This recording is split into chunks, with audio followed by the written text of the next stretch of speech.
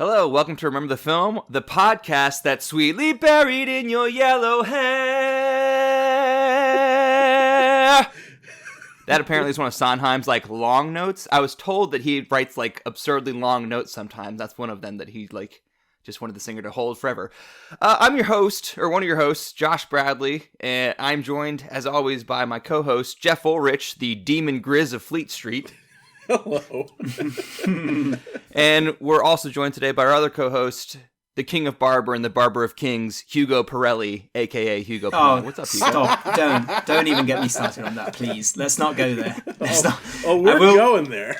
We're going to ignore Sacha Baron Cohen's presence in this movie on this podcast. We are 100% talking about it, and I'm excited about it. You hear this foolish man.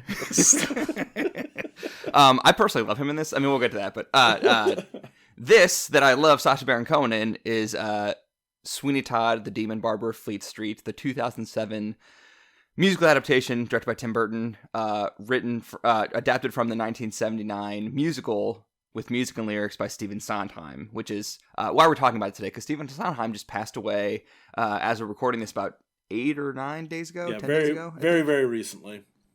Yeah, as we're recording this. And he was probably among the most significant figures in musical theater in the second half of the 20th century, I would think. I'm not personally a big musical theater person, but I still know Stephen Sondheim and Stephen Sondheim's works. That kind of tells you how important he was. The fact that I know him. Yeah, exactly.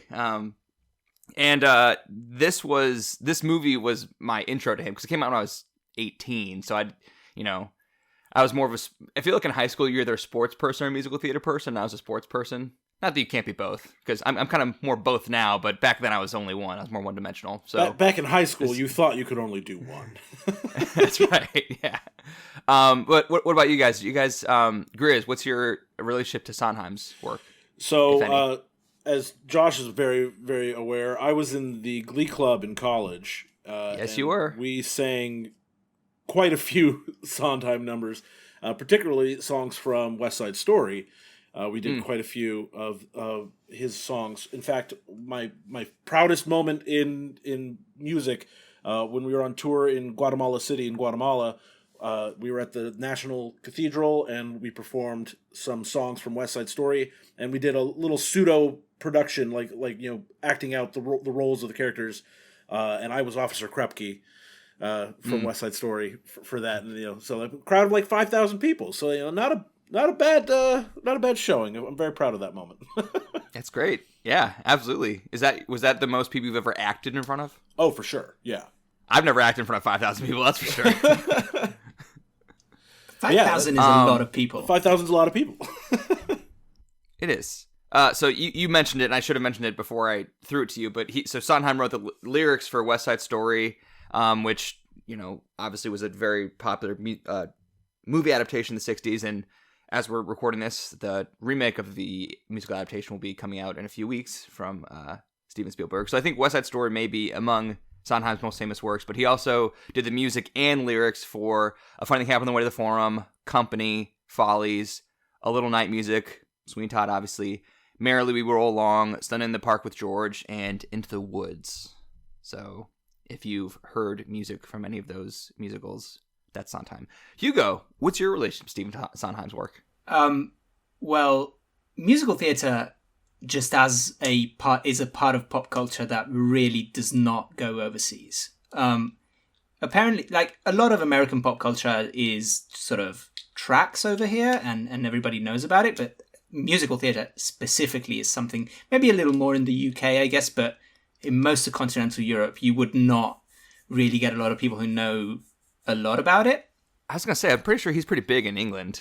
That's what I'm saying. In the UK, for sure, because you have the West End, because a lot of productions, move from Broadway to the West End, and vice versa. But in continental Europe, or at least in Italy, as far as which is, I guess, what I can speak to more. So it's not really that big. We don't really know much about it, but despite that, when I saw the news of him, unfortunately passing away, I looked up some of his work, and I'd heard about a bunch of them. I haven't seen much, but I've heard of West Side Story. I've heard of Into the Woods. I guess it had a recent adaptation as well. And there's a few more that I also have a rough idea of about them, which I guess speaks to how huge he was, despite somebody as me personally, I'm not really into musical theatre, and my culture isn't really into musical theatre, and I still have heard of him and some of his work. So I think that's really impressive. Yeah, I mean, to give like a sense of how much his work has kind of filtered down through the culture beyond just the musical theater realm is like his work had a weirdly big 2019, like in the movie world, in our world. If I can remember these off the top of my head, characters in Joker sing "Send in the Clowns" in the first act. In Knives Out, which was the same year, there's a scene where Benoit Blanc is just like has his headphones in the car, just like singing Sondheim to himself while Ana de Armas runs into like the laundromat or something like that. And then also in the same year, most significantly in Marriage Story, one of the climactic scenes is Adam Driver's character singing a song from Company at karaoke, which is basically a song about getting divorced, more or less. And that's what that movie's about. So weirdly big 2019 for Sondheim, for the 89-year-old. His work come up in a lot of movies. He was 91, so, he had a good run, but, it's always sad when our heroes leave us, I guess. I skipped something in the outline, which was to ask you what we've been watching. So the current event is Sondheim just passed, but the other current event is Hugo. What have you been watching this week? Equally important. Equally important, yeah, absolutely. And I'm going to give you some bangers here. So, no, I'm not.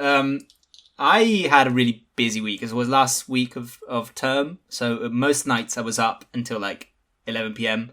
working on finishing projects. But I did manage to sneak a few movies in there. I watched Bridesmaids for the first time. For some reason, I hadn't seen that. Good movie. Which was a lot of fun. Yeah, it's like... I don't know, that movie there's moments where you think, oh, this is kind of going slow and I'm not sure where it's going, and then it gets completely absurd a second later, and yeah, I enjoyed it. And then I've been, rewatching all the Spider-Man movies, so I had the pleasure to watch Amazing Spider-Man 2 again. That's a movie that exists. And then I watched Spider-Man. Doesn't exist to me. Yeah, you don't. It's not necessary, I'm not going to lie. Yeah, and then I rewatched Spider-Man Homecoming, which is my favorite live-action Spider-Man. So great time. You're Gen Z, so that makes sense. Yeah, I guess. We had a Across the Spider-Verse teaser come out last night. Oh, yeah. Did we see that? I haven't seen Absolutely. it yet. I did see that it came out, but I didn't watch it yet. There's not much to it. Yeah. There's not much, but it looks great. It looks extremely excited. Yeah. Yeah. It looks as good as the first one, and the first one was excellent. So, yeah. Grizz. Demon Grizz of Fleet Street. What have you been watching? I didn't get to watch too many movies this week. I was surprisingly busy, but this week I watched A Hard Day's Night, because after watching the Beatles Get Back, I was like, you know what? I've never watched the Beatles movies. Let's go watch one of those. So I watched Hard Day's Night. It's fun. I was thinking the same thing. Yeah, I need to see those too. Hard Day's Night was fun. It's like they're not great actors. I mean, but it is a really humorous movie, and I did enjoy it. And then the other thing I watched this week was Mayor Pete, the Amazon Prime documentary about Pete Buttigieg's presidential campaign. Former mayor of our college town. Former mayor of our college town, and yes, yeah, it is. It certainly is a campaign on film. It was. That is what they made. That is what they made. So, sorry, did you watch all of Get Back already then? I did watch all of Get Back, yeah. I loved that. I haven't got around to it because it's very long and I wanted to find the time. It is quite long, and there are moments when I'm like, okay, well, hey guys, let's go ahead and play a song, huh? What do you think? But I've still only seen the first episode, yeah. But it is really fantastic, and it does offer, it really changed my view of how the band ended. In my mind, it was, this great big disastrous end, and it's just not that. And it's a really kind of a beautiful thing to get the chance to see how they actually were with each other in a way that you otherwise might not have. So I did really enjoy Beatles Get Back, and then but the biggest disappointment of the week was Mayor Pete, for sure. Not Mayor Pete the person, but the movie was just for the person, depending very on, boring. You know. Depending on your political views, you could be very disappointed in the person, I suppose. This week so I went to the theater once this week, and then everything else I watched, I kind of watched while I was half doing other stuff, so just fair warning. I saw House of Gucci, as we talked about last week. What'd you think? I thought it was very good, actually. Yeah, I really enjoyed it. And also, I feel I have to apologize for this, but I think Jared Leto is actually great in it. So, God. I don't know how to...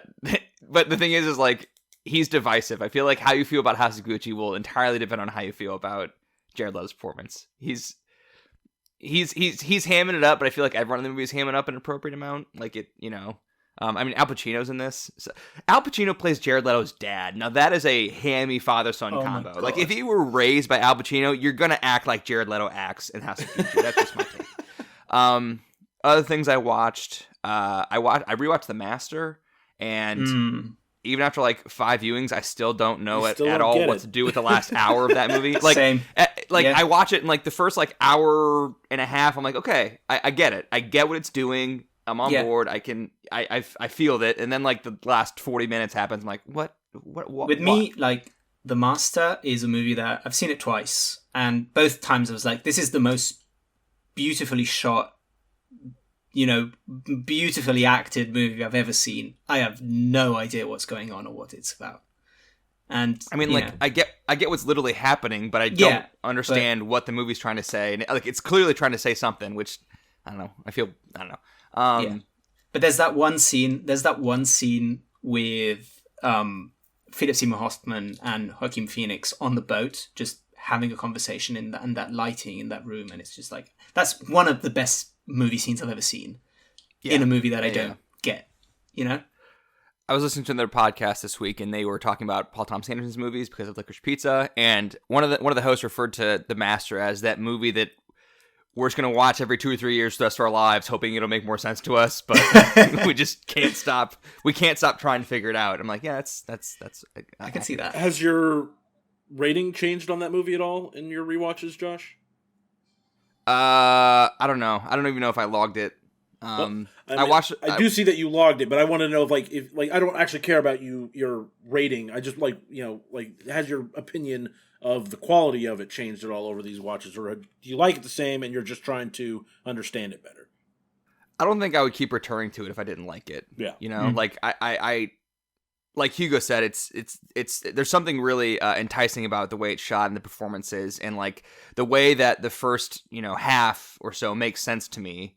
And I just kind of like want to better understand how they're trying to stick the landing, I guess. Once, if you're familiar with the movie, once he starts going back and forth between the wall and the window, which is like a intentionally frustrating sequence, like I kind of like get lost in what the movie's trying to do from that point on. There's like a good 40 minutes left after that. Other things I rewatched, I put on The Matrix while I was just scrolling through Hulu, and I'm like, oh, The Matrix is on here. I'll just put The Matrix on, and then I ended up paying more attention to it than I should have been. But I know we've had an episode about it, and like I know we've talked about it a lot, but like we need to like The Matrix may be like the best movie that's come out in my lifetime. It's got to be on the short list of best movies come out in my lifetime. It's so good, and like certainly in its genre for sure. But man, that movie's so good. Like seriously, I know it. Like I don't know, it's hard to like talk about it now because it's been around for so long. It's so popular. It's so permeated the culture. There's been 2 sequels. The third one's on its way. But like that first movie's so freaking good. Well, and those 2 sequels are so like divisive for people that like it colors people's opinions of the Matrix. That's also true. Yeah. I think it kind of gets lost in the conversation about the Matrix as a whole. Just how great that first movie on its own is. Like it really, really is. I'm actually going to see it again in 10 days because there's a screening in English in the cinema next to my university. So I'm going to have an exam next Monday, and then I'm going to go see The Matrix on the big screen for the first time in my life. I'm very excited. Can I ask, in the Italian dub of The Matrix, how do they dub Keanu when he says "whoa"? I can't remember. I haven't seen it in Italian in like 10 years. Stop. Mamma mia! Morpheus jumped really far. I'd like to apologize to any Italian people listening to this and they would offended by that. That was not my intention. I also watched... Well, I mean, you love Jared Leto, so... Yeah, you know. I did. He's... So, again, on a different podcast, I'm stealing someone else's bit, but they said he's basically just playing Luigi. And he is. He's kind of just playing Luigi.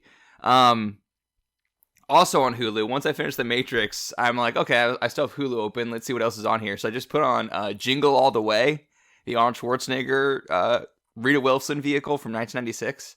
I really liked that movie growing up, and I really don't like that movie now. It's a bad movie. You don't even appreciate it for it being like a bad Christmas movie? Like, that's kind of why I still love it. Of course I do. I wouldn't have watched the whole thing if I didn't. Because I did watch the whole thing, but like, I don't know. Nobody likes Booster. Put the cookie down! Put that cookie down is a classic underrated Arnold Schwarzenegger line. He also punched out a reindeer in that movie. That's just something that happens when you go all the way. He punches out a reindeer. A fist fight with a bunch of Santas as well. It's so good. And a guy dressed as Santa, who I think is actually Big Show from the WWE, punches a little person and says, "Little buddy." That's also something that happens in Jingle All the Way. But enough about that. Enough about bad 90s Christmas comedies that they clearly shot in like 3 weeks because they didn't have Arnold Schwarzenegger for very long. Let's talk about my intro to Stephen Sondheim's work, which was Sweeney Todd, Demon Barber, Fleet Street. For me, it was the film adaptation. I've since listened to the original broadcast recording, and it's a lot better. No offense to the parties involved in the movie. But Sweeney Todd. Boilerplate. The Sweeney Todd character originated in penny dreadfuls in 1840s Victorian England and became an extremely popular character and urban legend. And in those penny dreadfuls, basically he was like a recurring villain character. So like the serial killer elements were there, and Mrs. Levitt's meat pies were there in those original penny dreadful stories. But it wasn't until a writer named Christopher Bond adapted that, well-known story into a 1973 play, was his backstory fleshed out with like stuff about Judge Turpin and his wife and basically his character motivation. What's up, Grizz? What is a penny dreadful? I mean, I know, but I think it's a good thing to explain. Sure. Well, my understanding is that they were little paperback books that they sold for a penny a piece, and they were kind of like kind of trashy, very easy to read, and they just cranked them out, and they cost a penny. And they were often like either very simple detective stories or like what you would call a thriller, a horror. Yeah. Mm-hmm. Very, very Victorian, I would say. Yes. And they cost a penny, and some people thought they were dreadful. So they called them penny dreadfuls. Penny dreadfuls. Yes. Great term. So Christopher Bond's play in 1973 took again, like the story of Sweeney Todd was like, he was like a well-known character because of the Penny Dreadfuls, and then 100 years later someone wrote an origin story basically for him, and that was the 1973 play. And Sondheim saw the play and added music and lyrics, but basically took the story from the play and put that into the musical, more or less. And the musical opened on Broadway in 1979 with Len Carew. Carew, is that how I say it? Anybody know? I apologize, Len Carew. And Angela Lansbury in the lead roles. Also, shout out to Victor Garber, who played Anthony in the original Broadway cast. Victor Garber, anybody? Yeah, you may know Titanic.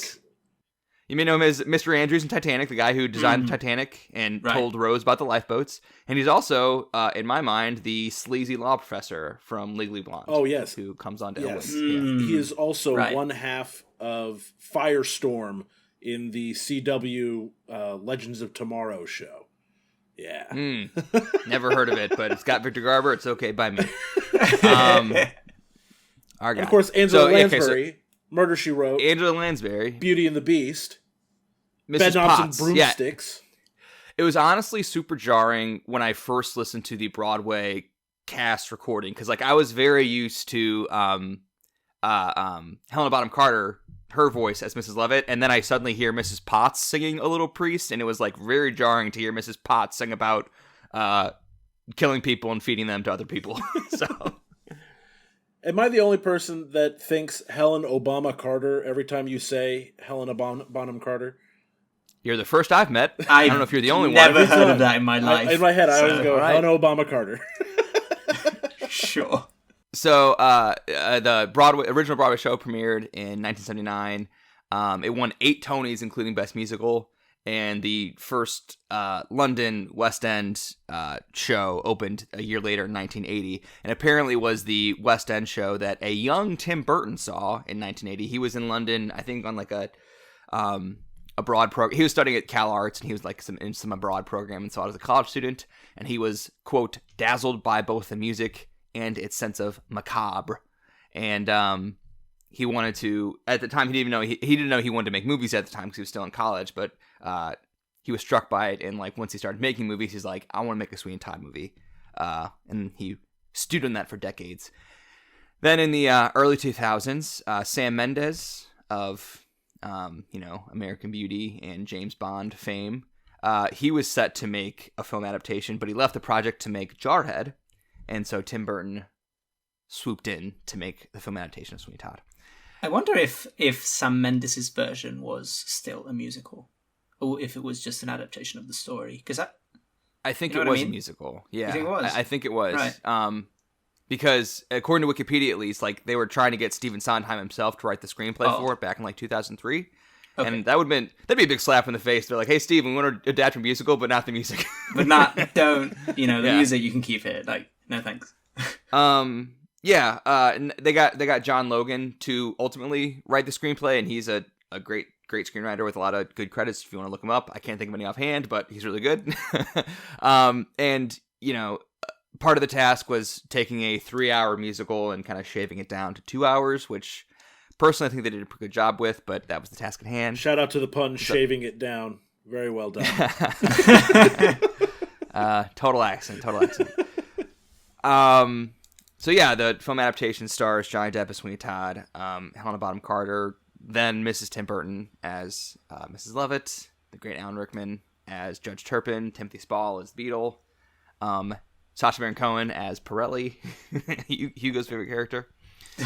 The movie opened December 21st, 2007. Fun fact, that was my 18th birthday, guys. It opened on my 18th birthday. Happy birthday, Josh.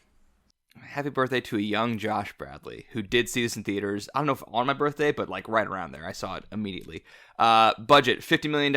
Box office, $153 million, which is split between 53 domestic and 100 international. So that's interesting. This movie did well internationally, even though, I mean, maybe that was mostly UK. Yeah. I don't think it was mostly UK, because Johnny Depp in 2007 was huge. I feel I think the reason I saw this movie at the time was because Johnny Depp was huge. Like, I was really into the Pirates movies, so I watched this. Speaking of which, I do know that this movie, at least as far as I can remember, there was like some backlash is the wrong word, but like people thought that the marketing did not make it clear enough that it was a musical. So people would sit down to watch this macabre Johnny Depp, Tim Burton movie about a serial killer, and then suddenly they start singing. They're like, what the hell? Keep my mind back. It opened to number 5 on December 21st through the 23rd, 2007. Opened at number 5 with 9.3 million, and it never got above number 5 in a given weekend at the box office, but it still had pretty good legs. 5.7 multiplier, to use that term. Anybody want to guess what the top movies at the box office were in Christmas weekend 2007 or December 21st, 2007? Was Spider-Man 3? It was right? gone by then. That came out in like June, July. Right. But that was that year. I'm trying to see if that. No, that's not it. That's not in the top 78 box office. So Spider-Man 3 had come and gone by then. Number 1 is National Treasure: Book of Secrets. Okay. Which is opening that weekend and opens to 44 million. That's pretty good. Number 2 was the second week of I Am Legend. Great movie. I also saw that in theaters around the same time.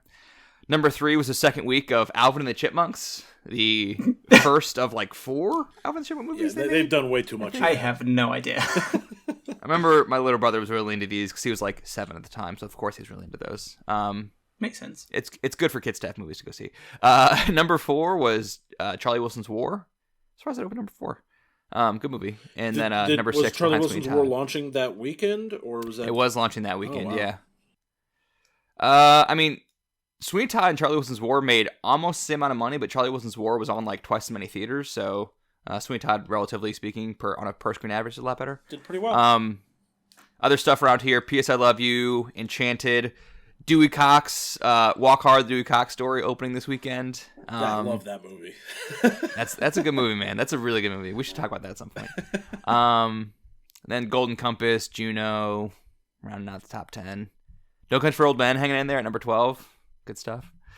So this was like, I guess you call this a hit, close to a hit. 153 to 50. That's pretty good. I would say, considering it's a $50 million budget musical, I think it did pretty well. Rated R, Yeah. Well, it definitely had legs, and as I recall, it probably got the post awards bump because it did fairly well at the Golden Globes. I think Johnny Depp won Best Actor in a Comedy, and it won Best Musical Best Actor in a musical or comedy. Okay, yeah, it's definitely not comedy.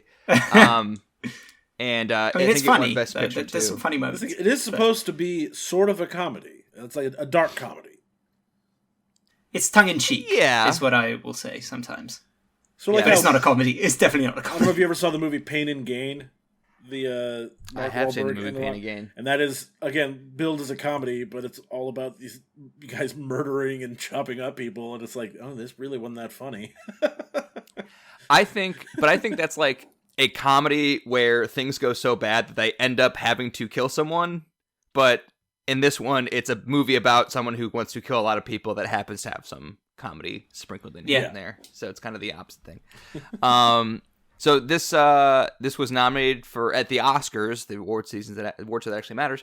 It was nominated Best Actor for Johnny Depp. I believe he lost to a guy named Daniel Day-Lewis for There Will Be Blood, if I remember right. Yeah. It was nominated for Best Art Direction, which I believe it won, and it was nominated for Best Costumes. The great Colleen Atwood, who by my count has 12 Oscar nominations and 4 wins.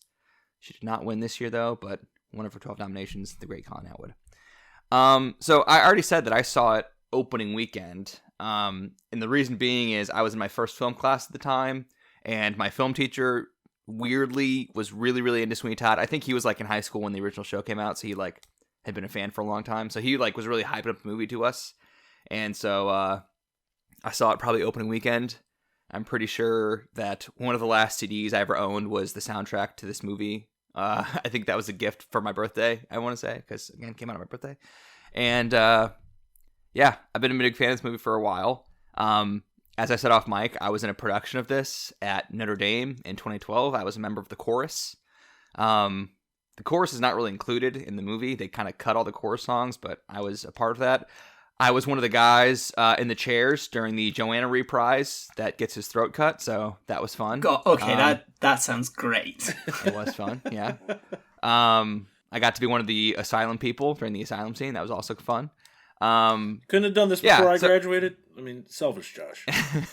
You could have come back, man. You could come back and seen the show. It was a good show. So I guess what I'm trying to say is, I like this movie an awful lot, and as I was watching it this week, I'm like, I forgot how much I like this.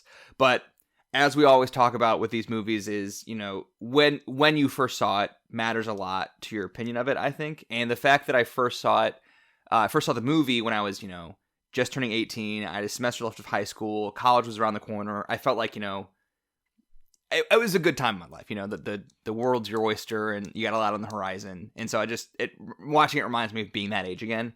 And then my other association with the story is being in college, and we put on this, opera second semester of my senior year. So again, my early 20s were around the corner, I was about to graduate, a fun time of possibilities in a young man's life. So, twofold, I really like this story in this movie.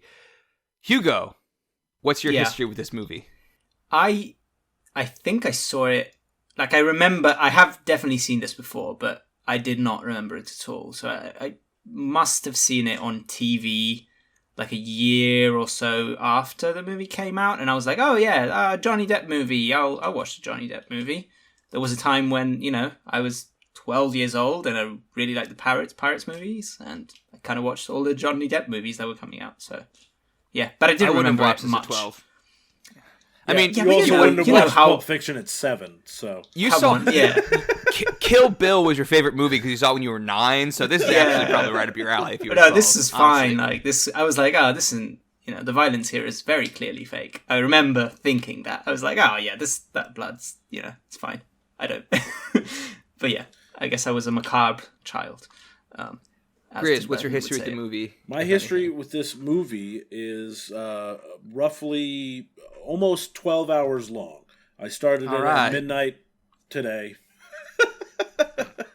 And so That's too late to be starting a movie, man. How did you not fall asleep? It was, well, one, the movie's interesting, so it's a lot easier to not fall asleep when it's actually interesting.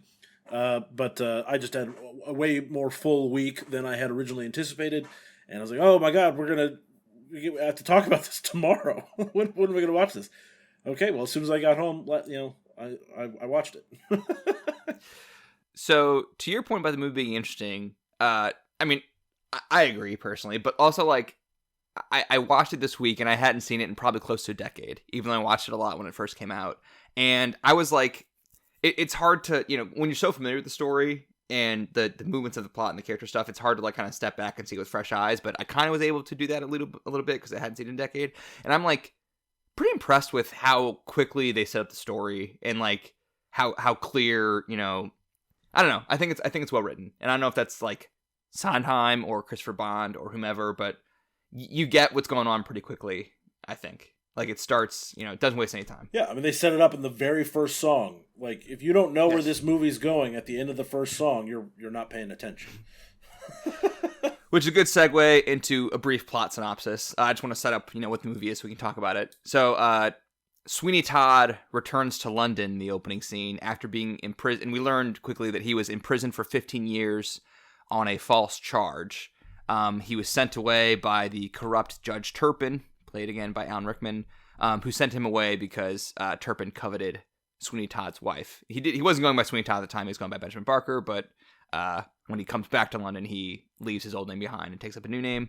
And he's just basically trying to seek revenge on the judge who ruined his life and took his woman. What's up, Grizz? For some reason, Johnny Depp in not whiteface, as Hugo referred to it before the show, looks really weird to me.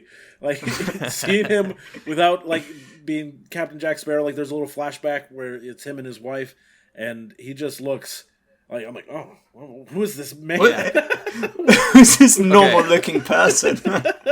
So, what you're getting at is the movie is extremely washed out. It's basically a black and white movie with red Almost, yeah. whenever there's blood. And that's, you know, Tim Burton has a pretty black and white color palette as is.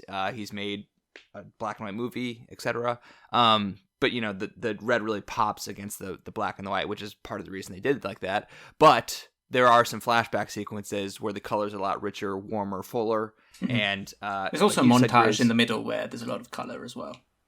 Yes, are you talking about By the Sea? Yeah, well, that's also like kind of a fantasy sequence on Mrs. Lovett's part, which is why it's, you know, more colorful. It's almost like she's trying to recapture what Sweeney Todd had with his wife in a previous life, more or less. Interesting. But yeah, so the flashback sequence where we learn what happened to Sweeney Todd's wife and the judge, and what happened to Sweeney Todd. More color, and like Johnny Depp looks. Even though 15 years have passed, he looks 30 years younger in the flashback sequence. Yeah. Yeah, it is weird to see him like that. And so he meets Mrs. Lovett in London, played by Helena Bonham Carter, and she has a pie shop underneath where his old barbershop used to be, so she sets him up in his old barbershop, and they learn that Judge Turpin is keeping Sweeney Todd's daughter, Joanna, as his ward, and that his wife, Lucy, poisoned herself years ago after Sweeney Todd was taken away to prison. And a sailor associate of Sweeney Todd's falls in love with Joanna, and Sweeney Todd kind of uses him as a pawn in his scheme to get Joanna back from Judge Turpin.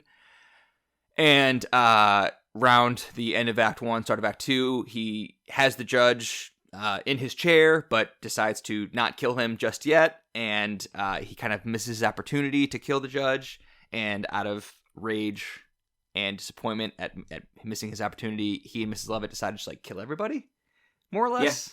and yeah, Mrs. Lovett we'll get into that. because there's a really bad economy in 1840s London, and meat is expensive. With the price of meat what it is, if you get it when you get it, she decides to start taking Sweeney Todd's victims and baking them into her pies and feeding them to Londoners. Good Who stuff. love them, by the way. Yes, they're a big hit. They love it. Again, the chorus is not in this movie, but in the sequence where they're selling the pies, there's actually chorus people singing. That song is called "God That's Good" because the people love Mrs. Lovett's meat pies. The people love the people pies. Soylent Green is people. So, Grizz, having seen this 12 hours ago, what are your general thoughts on Sweeney Todd, the Demon Barber of Fleet Street? Well, as I said, it is interesting, and I knew it was going to be very macabre, going in. I did expect it to be funnier than it was. I don't know if that's not fair. Very funny. I don't know if that's fair. And part of it is the casting, I think. That Johnny Depp, especially from this time period, was in a lot of comedic roles, wacky character, things like that. Helena Bonham Carter, has also done a lot of that stuff where she's crazy silly, especially in Tim Burton's stuff. Well, she's closer to that in this than Johnny Depp is, for sure. At least, yeah. But I was expecting dark humor, and what I got was really just dark, which it was very interesting and very the aesthetic is perfect for this movie. Like we said, I love that they set it up as it's black and white, even though it's being shot in color. It's brilliant just decision to even the bricks on the buildings they make black. Mm-hmm. Or close to black, so that London is just dreary as all get out, and it's really just a perfect setting for this dreary musical.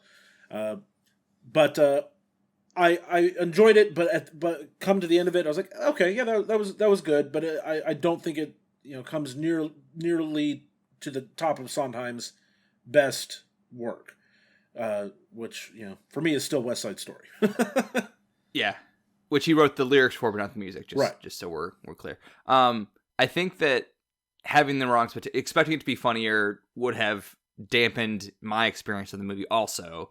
I think I was primed correctly because, like I said, my film teacher at the time was really into it, so he kept talking about it in class. And so I knew going in that he told us, he said, not to spoil anything, but the movie ends with two characters with their throats slit holding each other. Which is true. That's how this movie ends. Is two characters with their throats slit holding each other. So I knew it wasn't going to be a romp when I knew that's where the movie was headed. Also, the color palette thing, I read or I heard either way that on set, the blood was bright orange because they knew they were filming it one way, but then they're going to really desaturate it in post-production. So they had to basically film a color that would look bright red with the desaturation and everything else that was bright orange, which I think studio heads watching dailies were like, what the hell is this? Yeah. What is going on? Yeah. You guys really Are you playing paintball? We've been doing good blood for 50 years of cinema. What's happening? Is that nacho cheese? But I think the red in contrast to the black and white looks great. Hugo, what's your general thoughts on the movie? Yeah, I think I'm more or less where Grizz is, in the sense that I think the costume design, the cinematography, the setting, the makeup, the color palette, all of that stuff is so expertly made, and it creates the mood for this movie so well. I think specifically the cinematography. I think there's some shots of young. I can't remember his name, but the young guy that also plays Grindelwald in movies, yes. by the way. The first scene of the movie, I was like, oh, there's two Grindelwalds in this movie. That's interesting. Anyway, young Grindelwald, there's a shot of him singing Joanna, or however you pronounce it, and just walking down the street of London, and he's right in the middle of the shot, and the shot sort of zooms out, and there's several moments like that where I'm like, oh, wow, this is incredibly interesting to look at. It's Joanna, and that's important. Joanna. My girlfriend's name is Joanna. Fair. So does she have any relationship to this musical? Because there's like a few songs that are about her. Yeah, you know, when I told her I was going to watch it, she was like, "Oh yeah, no, that's really great." And then I texted her this morning. I was like, "You didn't tell me there was a song about you." But I also think the performances are great. Just as far as acting, I don't know, the singing. I don't know if it's always. The singing doesn't always work for me. But overall, my only thing is like I'm really not that into musical theater. I kind of like the style of music. It is just not something that it's not necessarily not even that I don't like it. I don't understand it because I don't know it. I guess I feel like if I knew more about musicals, I would appreciate the musical elements more. There's things that are so theatrical in this that sort of like the character motivations being one character wants one thing and that encompasses their whole life and existence and the trope of characters singing out their thoughts, and the conceit of it is that nobody else knows that they're singing, they're just singing out their thoughts. And I understand that it's part of the form, and I think it's really well made. I don't think it's, I wouldn't say that it's badly made. It's just kind of not for me. Like I look at it and I'm like, oh, okay, this is happening now. As somebody who's not into musicals, I think I really appreciated the technical side of the movie, and I think the story is really interesting, but it kind of was, to be honest, a bit of a slog to get through. I don't think the conceit in this movie is that characters can't hear the other characters singing. I think they can because they like interact. There are moments where they can't. Right? That's the part that can make it a little hard to follow. Like when Sweeney Todd is going through the alleyway. How about a shave? How about you, sir? You notice none of those guys are moving. I get that. Or that's a fantasy sequence. Well, exactly. Though. That's what I'm saying. So, But there's a few moments where there's somebody in the studio and he's singing about murdering people, and that the conceit is that it's his thoughts, and we are privy to his thoughts, and the person in the studio isn't. Which I get. That's sort of a fantasy sequence again. But I feel like for me that would work. He's not singing about murdering people though. He's singing about his daughter.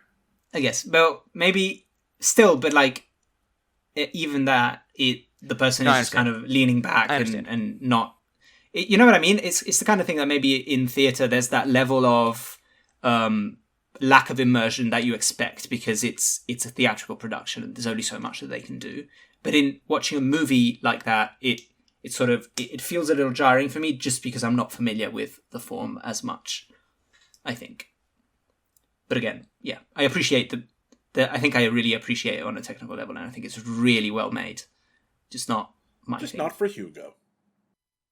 I was really into the songs when I first heard them, which is, I also at 17 years old, 18 years old, was not into musical theater either, but I was really into this. And I think it's just because, like, I really enjoy these songs. Like, they're really good. Again, hail Stephen Sondheim for, getting an 18-year-old jock into this musical. I just think like the straight up the songs like really well written and really catchy, and I found myself like singing them, so I added the soundtrack, so it was great. So just those are your general thoughts, but let's dig a little deeper about like story, characters, theme, and stuff. Okay. Like I said at the top, I was pretty struck by like how well written this was. Like right about the 15-minute mark, he says, "It's not Baca, it's Todd now. It's Sweeney Todd, and he will have his revenge." I'm like, okay, I got it. Yep. I got your character. I got his motivation. We learned what happened to you. We know what you're going to try to do, and that's it. And then they go upstairs. He sings "My Friends." So then we learn how he intends to exact his revenge with his knives. And we also learn that Mrs. Lovett has a crush on him, so we're kind of going to learn what's going to go on there. And like, I don't know, like I feel like there's clarity in the storytelling. It's really well structured. My Friends is a really good end of Act 1 number, and the Pirelli stuff is a really good start of Act 2 stuff.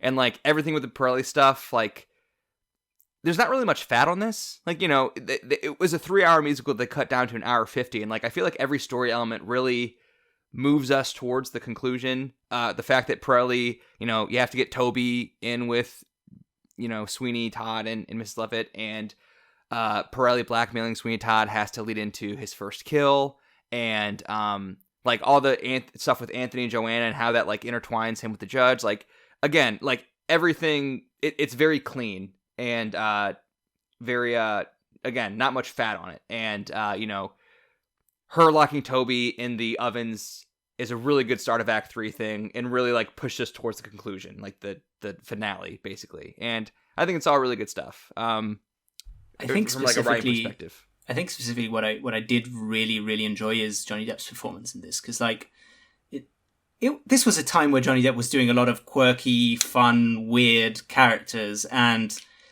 the way he's able to portray menace in this is really good. There's some moments where he's straight up scary and gets really menacing. I think he's really good at doing that.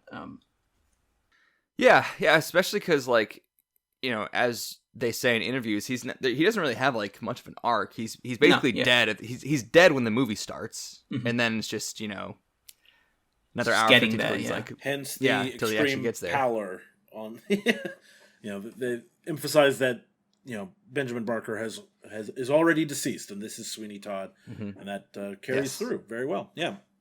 Yes, and I also think that to Hugo's point, his performance, like he is very I guess subdued is the word I'm looking for. Basically, he doesn't emote much because he's dead inside, and but he still has to like sing, which is a very emotionally vulnerable act, and like he walks a line with his facial expressions as he's singing to like show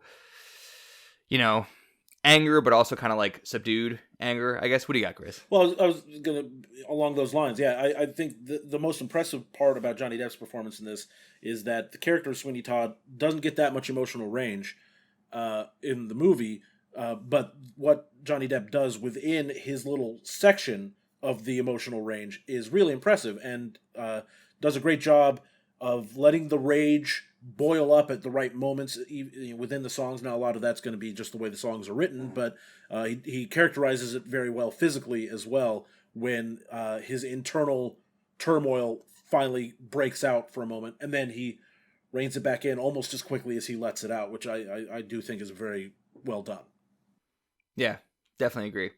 I want to talk about Johnny Depp, both his performance and his singing, but before we do that, I want to ask, I guess especially want to ask Hugo, if like you were turned off by the musical elements, what do you think of like the story and the characters, Sans singing, just the plot points? Because I like I said, I thought it was really good. Like I still really enjoyed it. I think the story I really like the story. I think the story would be something that it's also like it's sort of a serial killer movie that is quite creepy, set in like London. Like there's many things about this that seem right up my alley.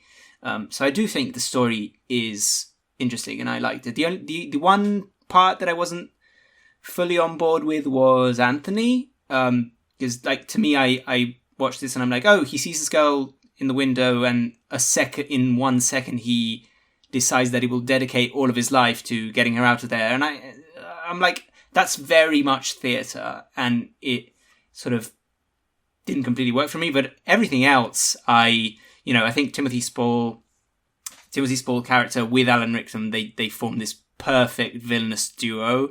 I think they're really good. I like Helena Bonham Carter as this character that initially she's always has this duality to her. She's creepy, but also maybe she's sweet, but also maybe not. And then where they go with it really works for me. And I think the story I like overall, I would say. For me, the story is probably the weakest element, and what probably ultimately what makes this not stand out to me overall as something truly spectacular. My issue with the story is, like Hugo was saying, that the love at first sight thing is a very common thing in theater, obviously, but in the movie's context, it feels even more rushed because he falls in love on first sight, she falls in love on first sight, and then we don't see... She's probably just looking for a way out of there, though. Yeah, well... but we don't really get to see much of them for the rest of the movie. Like we see that like little spurts of them just to like remind you, oh, remember this is here and this is the motivation. But then also we don't get to see as much of what I would have thought would have made sense of Sweeney Todd and his desire to be reunited with his daughter. I mean, the focus is very much on the revenge, and so I suppose that does make it more believable when he finally gets to the moment at the end of the movie where he sees his daughter and does not recognize her. That makes sense, but on the same token, it's like, I understand that revenge is his primary motivation, but the reason that revenge is his primary motivation is because of what has been done to his family, his wife and daughter, and his daughter's very much alive, and I don't think enough time is spent on Sweeney Todd's relationship to his daughter. And that, no, I agree. Yeah. Well, is there more of that in the stage production? Well, hold on, I'll get to that in a second. Okay. I think it helps that his daughter is tied to the judge. The fact that she's his ward who like lives with him. So like killing the judge could theoretically like lead him to Joanna, even if that's not like explicitly stated. And it ends up in the movie, the plot works out that it's kind of the other way around, where like a plot to bring him Joanna like falls into his lap and he's going to use that to get at the judge instead of vice versa. But you're right. In fact, like the reprise of Joanna when he is like slashing throats and like singing about her, and it's kind of a duet with Anthony. He's basically saying like, it's okay if I never see you again. I don't expect to ever see you again. So like he's kind of given up on Joanna at that point. And I think that probably speaks to his dead insideness. And I think there's a lesson here about revenge and how it's all consuming and how it, I think that's the ultimate thesis of the movie.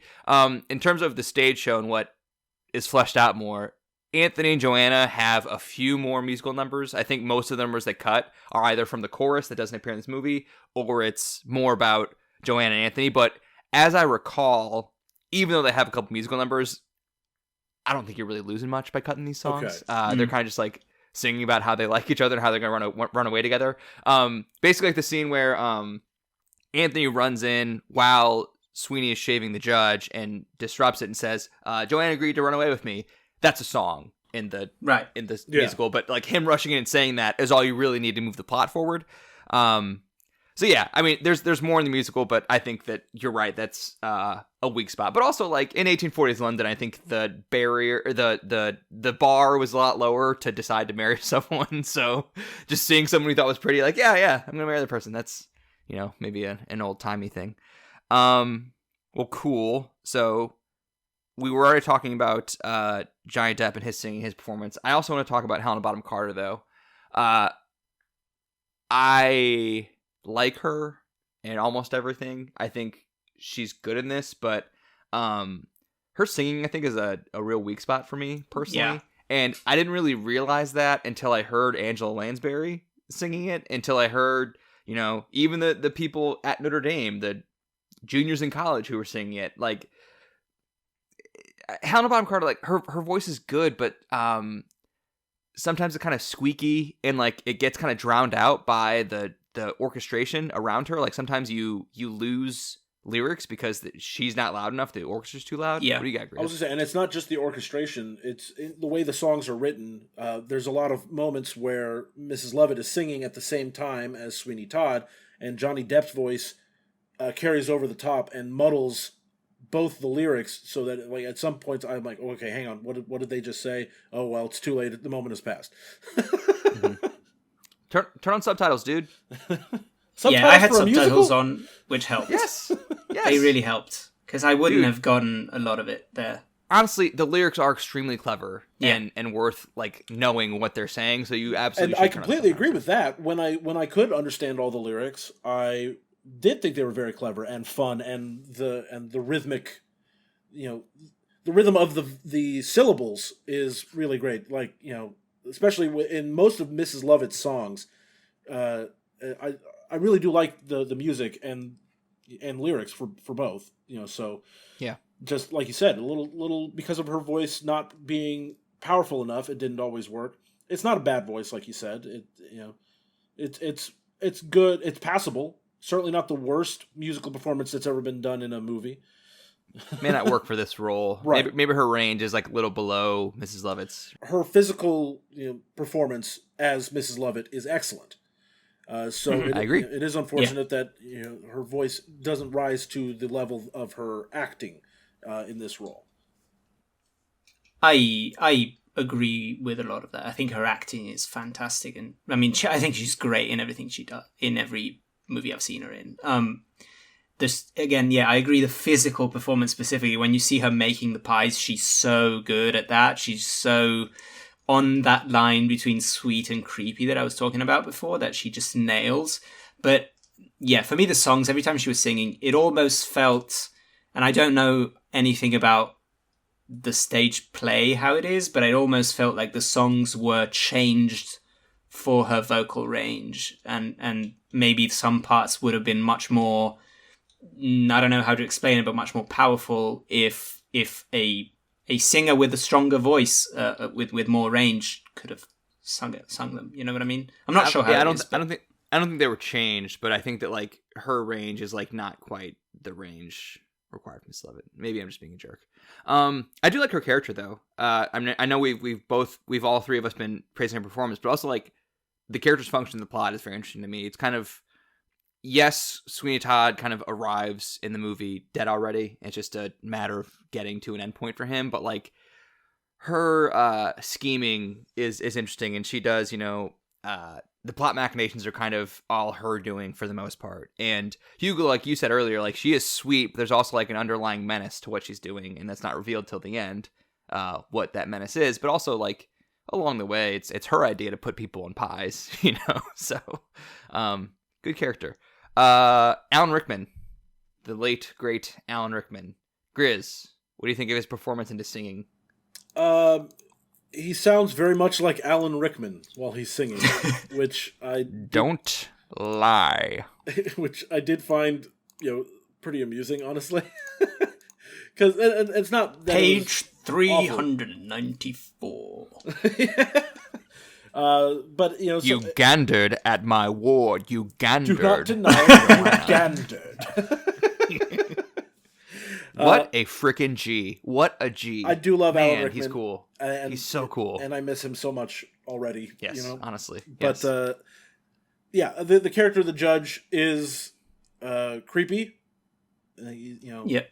And easily hateable, which does set up like not a good guy. We're anti-rape on this podcast. Very much anti-rape. Yes. Anti-rape. And also just like they set up the reason for the revenge. They give you a reason to feel empathetic with Sweeney Todd at the beginning of the movie.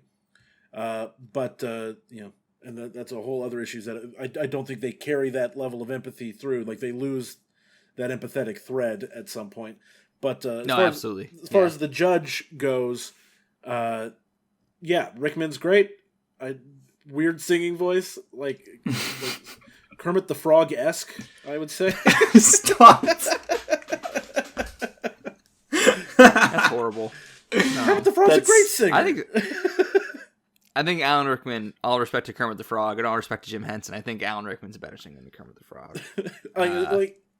Pitch was great. I just thought it was very weird that his voice still sounded like Alan Rickman. I'm sorry that his singing voice is not appropriately distinct from his speaking voice for you, Grizz. Hugo, what do you think of Alan Rickman? I love Alan Rickman. I don't know if he's a really good singer. I don't care. I think he's so good at being an asshole on screen. Like he's just speaking of like great. I mean, Johnny Depp was in the pocket of playing wacky characters. This is so close to Severus Snape, which Alan Rickman was hilt deep in at the time. So it is surprisingly close in so many ways. Like even the obsession with the female character is so similar with Severus Snape, and just there's that point where he catches Anthony and he pushes him against the wall and he pulls him up, and it's so Snape. And I love Snape, and I think Alan Rickman is fantastic in this. But for me, the standout is Timothy Spall in the cast. I have to say. Like, I think speaking of Harry Potter, perfect. Yeah. I mean, everyone in this is in Harry Potter except for Johnny Depp is in Harry Potter 2 now. So there you go, everyone. That's not canon to me. That's not canon. Yeah, but it kind of is, unfortunately. Yeah. But otherwise, we have Bellatrix Lestrange, Severus Snape, and Peter Pettigrew. And Timothy Spall is awesome. And two Grindelwalds. Again, not canon to me. So well, but the Anthony Grindelwald was canon. in the original movies. Okay, fine. Timothy Spall is just having a blast in this. He's having the time of his life, just being this smarmy, he is slimy. disgusting. He's gross. Like, I want to punch him. Genuinely. Glad as always to oblige my friends and neighbors. I don't know if this makes sense. I want to pop him like a pimple. Like, that's how that makes perfect sense. Yeah, it does though. Yeah, it's gross, but it does make sense. That little one of his last scenes, or his last scene actually, is he goes to Mrs. Levitt's bakehouse because there have been complaints of the smell because she is cooking people in there, and he says. He does it. He like puts this little like powder up his nose, then does this little like sneeze, and just the way he sneezes like in the middle of a line, I'll have to take a look. Achoo! At your bakehouse. Just the way he says it is so good. And he's also like so sweaty and almost oily. It's just he's awful, and I love it. It's great. A truly vile character. I don't think you like the Pirelli senior character, Hugo, but I love Timothy Spall in that sequence. He's great in the scene. Yeah. Great. I don't know why that scene exists, but... Can we talk about real that? Quick, well, hold on. Before we get away from Alan Rickman, I just want to say Pretty Women is one of the best songs I've heard from any musical. And the duet with Johnny Depp and Alan Rickman is great. Better than the original Broadway cast, but I think anyone singing those words and that melody is going to be great. And that's such a freaking good scene. And that was one of the songs where they had people singing over each other that you could still identify what was being said by both characters. Yeah, it's more of a duet than two songs going together, I feel like, compared to the one before. Yeah. But you want to talk about Pirelli, Grizz? I would love to talk about Pirelli, if for no other reason than to force Hugo to talk about Pirelli. Okay. So some background, some background real quick. I'm pretty sure. So first of all, Sacha Baron Cohen was a year off of Borat at this point. So like it was like a big deal that he was in this, at least to me. You know, I was in high school. I only knew him because of Borat, and then he shows up in this. I'm like, oh wow, Borat's really talented. How about that? And then he returns in Les Mis with Helena Bonham Carter. He does return in Les Mis for like a scene or like two scenes or something. I don't want that movie. But in this, I read at the time that he sang. I think for his audition for Tim Burton, he sang like an entire musical soundtrack. It actually might have been Les Mis, now that we say it. But he like performed an entire Broadway musical as his audition, which is probably overkill considering he has to sing one song in this. So, but was he doing the accent while he was singing the audition songs? That's a good question. So let me ask you this, Hugo: is your culture a costume? Can someone just pretend to be Italian and you're okay with that? I mean, sure. I guess I don't think anti-Italian discrimination is a real thing because Italians are not oppressed. In fact, a lot of them kind of awful. But it was hard to watch. I'm not gonna lie. Like, the thing that got me was, okay, first Ellen Bonham Carter comes in and says Italian, and I'm like, multiple times. Yeah, multiple. She's like, Italian, and I was like, oh no, please don't do this. And then I get it that Pirelli is a caricature, like, because he's playing... He's a snake oil salesman, yeah. Yeah, he's intentionally being over the top because he's actually just some British dude. But still, it's like, he has the Italian flag as a thing that he puts over people to give them a shave, and great detail. It is at the Pope. I'm like, sure, okay. Love it. I'm like, oh... God, like, I don't think it's bad necessarily. I just like, made me, groan and roll my eyes a bit. I really enjoyed it, and I mean, I love that scene. I think it's a fun scene. I really do enjoy it a lot. But the thing I enjoyed the most was thinking about, Hugo is an Italian with a British voice. As is Pirelli, more or less. Yes. Yeah. That's ironic. Because he's not Italian, yeah.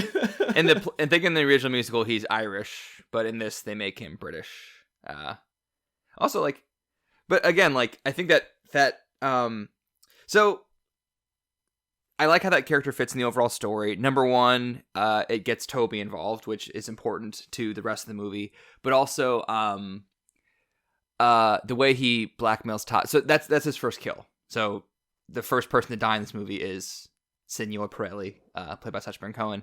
And the way they like build that up, I think, is really interesting because like 15 minutes in, we hear "I'm Sweeney Todd, I will have my revenge." 5 minutes later, we see his knives and we get the "My Friend" song. And then shortly after that, after the Pirelli scene, we get the song "Wait," which is basically Mrs. Lovett telling him, "Hey, have patience. The judge will come eventually, but don't just slowly roll." Which goes right into Epiphany, which is or no, hold on. After Wait, he does wait and he doesn't kill her. He doesn't kill the judge, but like wishes he did because now the judge is gone. So I guess mean, what I'm trying to say is that's another thing that I noticed during the movie. I was like, just kill him. Just do it. The only the only reason why he doesn't is because they're doing a musical number, and then like he gets interrupted by someone. Now, otherwise, he would have killed him. And I'm like, okay. There's a very common serial killer trope of them enjoying their kills before they do it. Okay. So, like, I get that. I could but see I that. agree with Hugo. I'm like, no, this is But he force. wasn't a serial killer at that do point, it, dude. by the way. Do it. Just get it done. He was about to. My point is, though, the reason I'm bringing this up is there's like a very good emotional progression in the story and in the songs of like, I agree with that. And it's really setting up like this bloodlust in Sweeney Todd, and like. So there's like a catharsis when he actually kills Pirelli, a very perverse, disgusting catharsis, but there certainly is a catharsis. It's about 40 minutes in, and we've been talking for 40 minutes about how he wants to slit some throats, and so he finally, first he uses a tea kettle to bash his head in, and then he slits his throat. And I think they do a good job. Very graphic. They do a good job in the movie of choosing a character for the first kill that we hate as an audience. Yes. Especially not only Hugo really hated that character. Not only is he a fraud, not only is he taking people's money, but we also very importantly see him be extremely cruel and abusive to Toby, a cute little kid. So, and then he blackmails. On top of all that, he blackmails him. Yes, yeah, he sucks. So yeah, good that he's dead. Not good that he's dead, but the kills are great. Like the kills are really good, cartoony film violence where. It's almost, it is almost kind of like Kill Bill, where there's way more blood than or at least it sprays around in sort of a way that feels unnatural, but it also, at the same time, you get that it's theatre. It doesn't feel realistic, so it takes some of the gruesomeness out of it, at least until the end. Yeah. I also love, though, before he beats Pirelli with a teapot and then stuffs him into a trunk, and then Toby comes up and like sits on the trunk, and like his hand is still sticking out, and like his finger flicks a couple times. That's just like a really good shot of Toby on the trunk, oblivious to the hand sticking out of it. Good stuff. Also, great laugh line when he's trying to get rid of Toby, and he's like, "Hey, go downstairs. I'm sure Mrs. Love will give you another pie." And he's like, "Yeah, but I should wait here." And he's like, "How about you go have some gin?" And the kid's like, "All right, I'll go."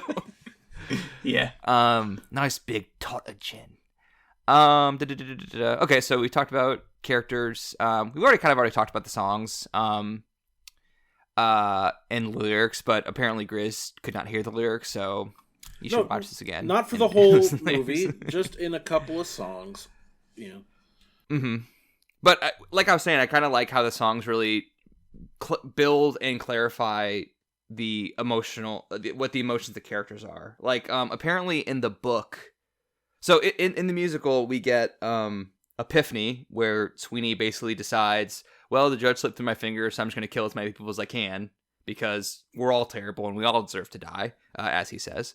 And then the very next song is Mrs. Lovett singing A Little Priest, where she says, well, if you're going to be killing all these people, meat's really expensive right now. Why don't we just, put them in pies? That'd be cool. Apparently in Christopher Bond's play, that whole thing happens in like half a page. Sweeney decides to kill a bunch of people, and she decides to put them in pies. And like, that's pretty quick for that, And so to have like a full song, a brief conversation, and then a second full song, like kind of, it lets it breathe a little bit. Because those are pretty drastic. Both of those are pretty drastic things. And I think that ends Act 1 in the musicals. That is like a big turning point in the story.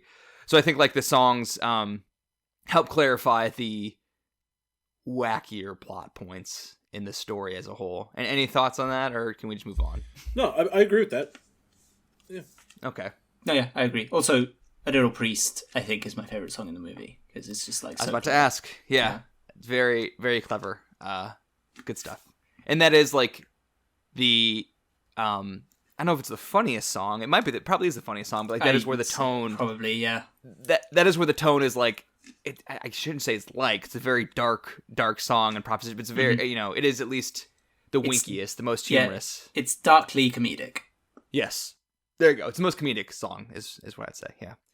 Grizz, do you have a favorite song or favorite sequence or anything? I think my favorite song was "My Friends." I like. It's a freaking great one, man. I just think it's a really it's just a good song. But the favorite sequence of a song I loved. I don't know the name of the song, but when Mrs. Lovett is fantasizing about being married and the life they'll have together by the sea. I really enjoyed that whole sequence as well. Not so much because of the actual song, but because of Sweeney Todd in those scenes where he's just sitting there, just completely absolutely not moving, completely dead inside, and that level of depression that he has in her fantasy is really hilarious to me. That's probably the funniest thing in the movie to me. Yeah. Also, in My Friends, though, that's also a good duet where he sings the first verse by himself, then she comes in for the second verse, and like he can't hear what she's saying because he's too focused on his knives, but like she's basically confessing her love, and yes, exactly. That's a good number too. And also I love the shot where like he's looking at himself at his reflection in the knives, then like kind of he tilts the knife and you see her reflection also. That's good stuff. That's good staging and stuff. My favorite song is the Joanna Reprise, where I think I already mentioned it's the duet between Sweeney and Anthony, as Anthony walks around London trying to find where the judge sent Joanna, and Sweeney is just slitting a bunch of throats and using his mechanical engineering knowledge to build a chair to just he hits a pedal and suddenly the chair sends his he's victims very into the oven. crafty. Yeah, he is. Again, he's got a mechanical engineering degree. I guess there's a good prison program for mechanical engineering. But yeah, that's just a great song. I mean, I love the first Joanna song too, but I like this one more just because I think there's a little more to it. The duet is special. Duet's very good. And also, again, when I was a member of the chorus in Notre Dame's production in 2012 of Sweeney Todd, I was one of the guys in this song who sits down and gets murdered. Gets it good. Josh got. Oh, what? I said Josh got. I did get got. One of the last things I want to ask, story-wise, is when did you figure out the twist? Basically, the beggar woman character. When did you put together what was going on with her? As soon as she showed up, I was like, oh, okay, this is where it's going. Well, you know? I'm sure you deduced that she'd be important somehow, but did you deduce who she was exactly? I was like, she's definitely important. She's probably the wife. And then the second time she shows up, I was like, oh, she's the wife. I get it. Yes. Because it made no sense otherwise why they would focus on her so much, and she's right under Joanna's window. And it really reminded me of when the first time I saw The Prestige, Christopher Nolan's film. As soon as you see, I don't remember the name of the character, but as soon as you see Christian Bale in the Valor, Valen. Valen. I was like, oh, that's Christian Bale, I guess. So that's the movie. But to be fair, that time I was just like, I'd seen Batman Begins so many times, and so I was like, I definitely recognize these eyes. I was like, oh, that's Christian Bale. You don't see his eyes in a close-up till pretty late in the movie. No, but there's a moment, I think halfway through where he's following someone, and you definitely clearly see the eyes, and I was like, oh, there he is.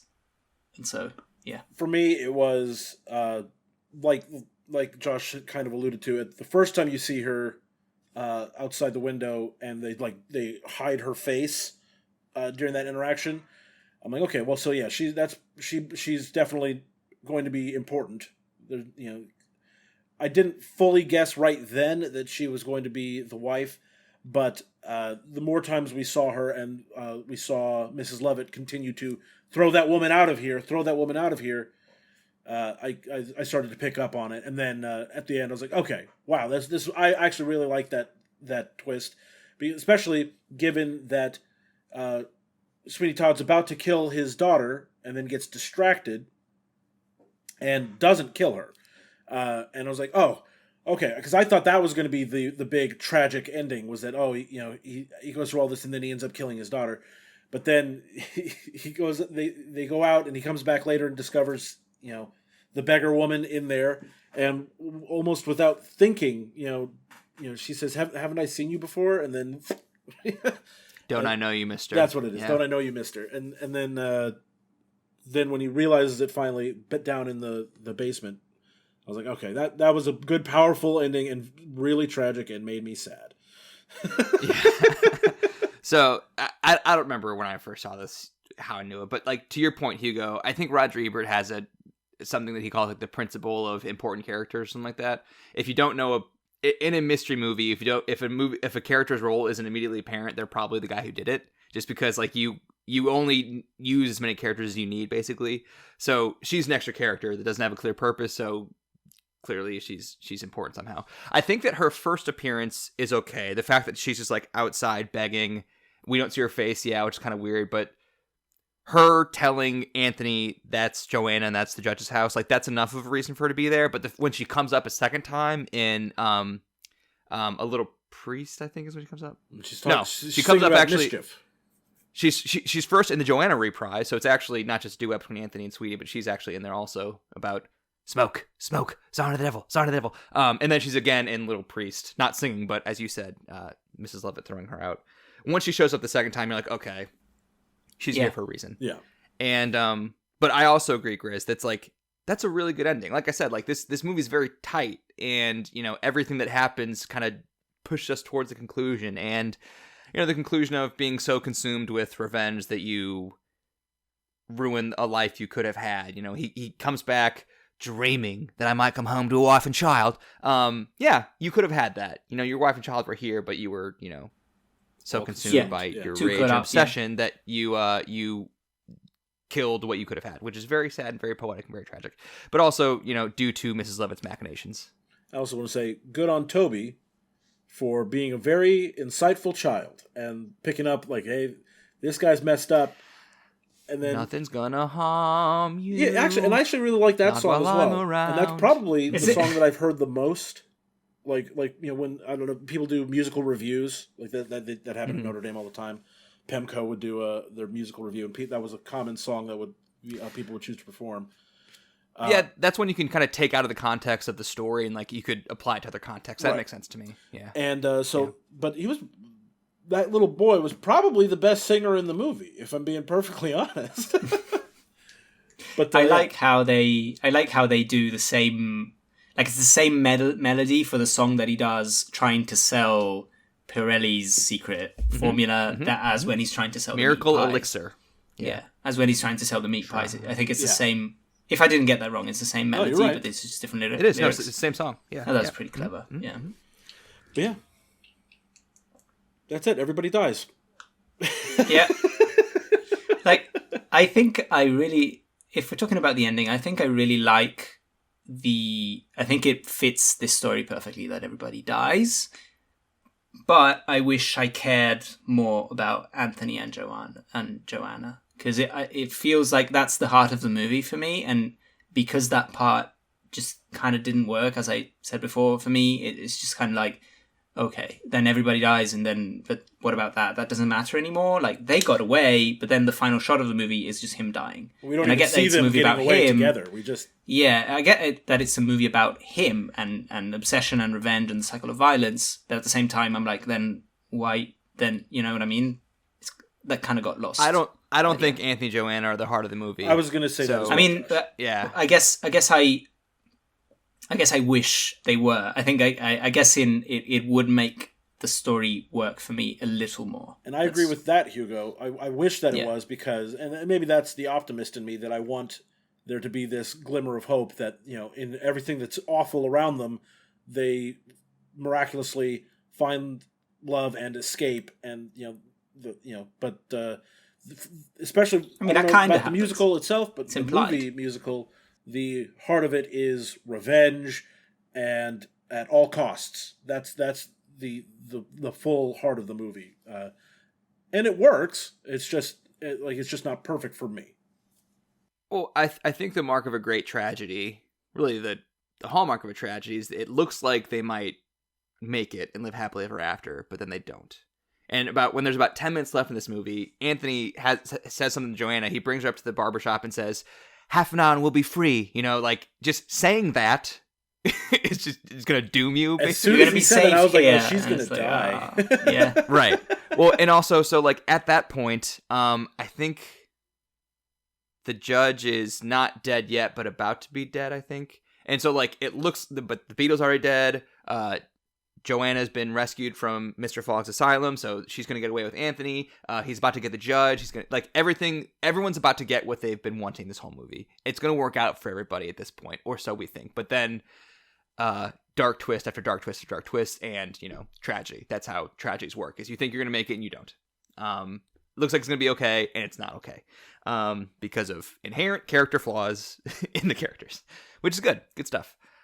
So yeah, any final thoughts on Sondheim, Sweeney Todd, Johnny Depp, Tim Burton, anything like that?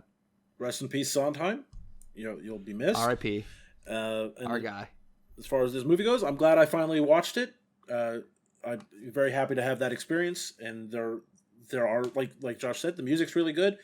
So even despite how I feel about the movie itself, I'll probably listen to the songs again because I do really like the songs. I'm absolutely going to listen to the soundtrack today and this week for sure. Even though it's Christmas music time, I'm going to be listening to some... I guess as a final thought, it's it's interesting that me and Grizz are a little lower than you on the movie, but for different reasons, I guess. Because the story kind of overall worked for me, despite my... really works for me. It really works for me. Despite the thing with Anthony and Joanna, I think the story overall works for me, and it's the musical element that I'm not... I'm kind of waiting for it to go on. I'm not overly into this type of music, which, it's just a matter of taste. And whereas Grizz really likes the musical part, and maybe the story doesn't work quite as well for him. I'm going to start singing numbers from this song to you whenever we're recording this podcast in perpetuity until you start to like the songs in this musical. Okay. So I will do my best to enjoy them. These are my friends. That's what I'm going to introduce you guys next episode. And see how they glisten. An excellent introduction.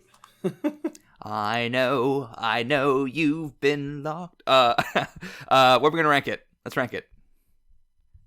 I'll go first. I put this poisonally behind 127 hours in front of our last film to remember, The Secret Life of Walter Mitty. So for me, it's 25.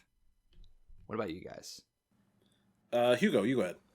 I think I originally would put it even lower than I'm going to put it, but it's I feel like talking through it, there's a lot of stuff. There is a lot of stuff in this movie that is so good, I think, and so I'm just gonna bump it a little higher, and I think I'm gonna go. Yeah, I think I'm gonna go below Sugarland Express and above my rating. Okay, but to be completely fair, I really liked Sugarland Express. It's a movie that I enjoyed, and My Rainy Black Bottom, another movie I enjoyed. But I feel like this. Where did you end up putting it, Hugo? Under Sugarland Express. Under Sugarland Express, yeah. I think there's some things about this movie that are so good that I can't ignore them, despite me not having a great time watching it just because it's a musical. So, yeah, I think those are my thoughts. Well, and coincidentally, that is also where I am ranking it. Is also just below Sugarland Express on our list. When we were first talking about it, when I was looking at my actual ratings of the movies, I rated Ma Rainey's and Godfather. Actually, Perfect Blue, and I don't remember about Godfather Part 3. I might have given Godfather Part 3 the same rating. But at least Ma Rainey's and Perfect Blue, I rated 4 out of 5 stars. And I gave Sweeney Todd 3.5 out of 5. So I was going to put it at the very bottom of the list, but then I thought about it. I was like, you know what? I might not think that the whole thing is an amazing, spectacular, thing. But if I'm looking at which of these am I more likely to ever want to watch again, it would definitely be Sweeney Todd over Perfect Blue or Godfather Part 3 or Ma Rainey's Black Bottom. And almost over Sugarland Express even. But I really like Sugarland Express. That's you fair. guys can remember back to that. I was much higher on Sugarland Express than all of you guys were.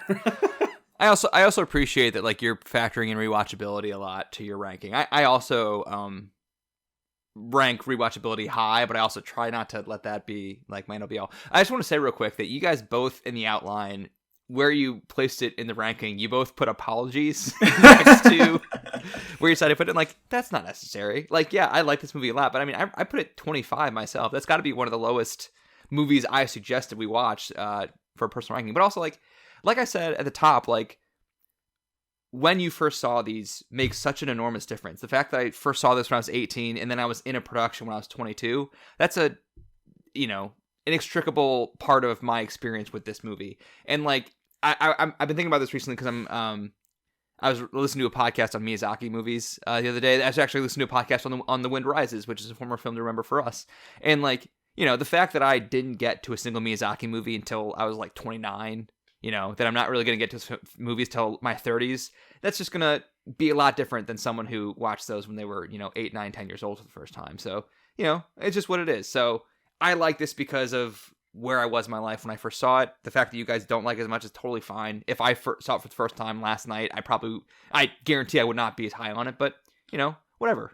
That's why it's nice. Yeah, but we put in our apologies because we knew going in that you were very excited about this movie.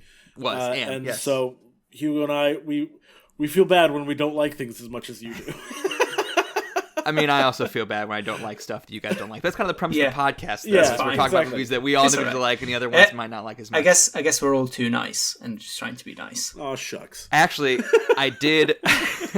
I shouldn't say this, but I'm going to say it anyway. I did get a text from past and future guest TJ Keeley saying, you guys should argue more on the podcast. You guys are too nice. You guys just like say your opinions and don't care if it hurts people's feelings. I don't like being negative. Yeah, neither do I. At least I try not to. I think there's, TJ, I know you're listening. I think there's a market on the internet for people who are nice.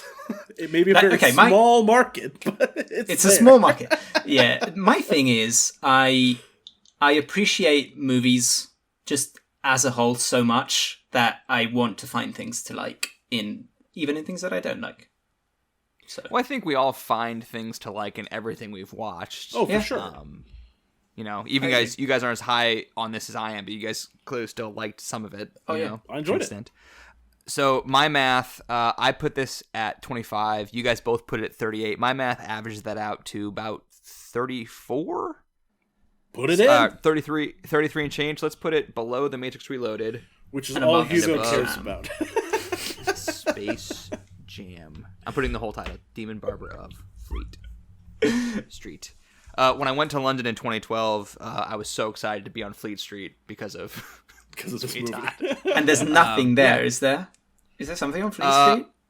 I went to a bunch of bars. We bar hopped along Fleet Street, so I got kind of drunk. So that was Did fun. you order a meat pie?